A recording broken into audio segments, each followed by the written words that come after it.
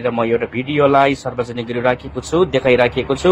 विशेष गरिकन प्रोफेट भनेर अगमवक्ता भनेर चिनिने बजेन्द्र सिंहले कसरी यहाँ एकजना व्यक्तिमाथि हात उठाएको छ, गाला चड्काएको छ, कति क्रोधित देखिन्छ। अनि अहिलेको यो समयमा यो भिडियो एकदमै भाइरल भइराखेको छ।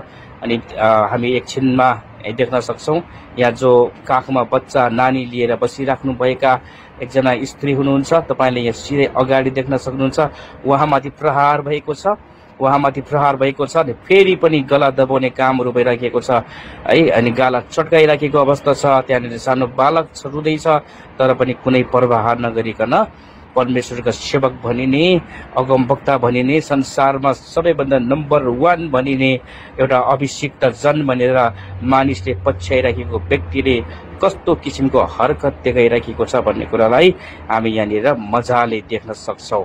तपाईलाई कस्तो लाग्छ के उहाँ साँच्चै नै परमेश्वरको जन हुनुहुन्छ, के उहाँ अभिषिक्त जन हुनुहुन्छ, के पास्टर हुनुहुन्छ, के बाइबलमा भनेको पास्टर, बाइबलमा भनेको अगुवा के यस्तो हुन्छ?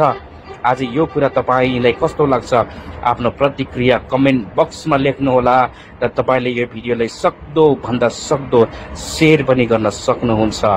अनि यहाँनिर हामीले देख्न सक्छौं उहाँ कति क्रोधित हुनु भइराखेको छ र उहाँले मानिसहरूमाथि हात उठाइराखेको अवस्था छ।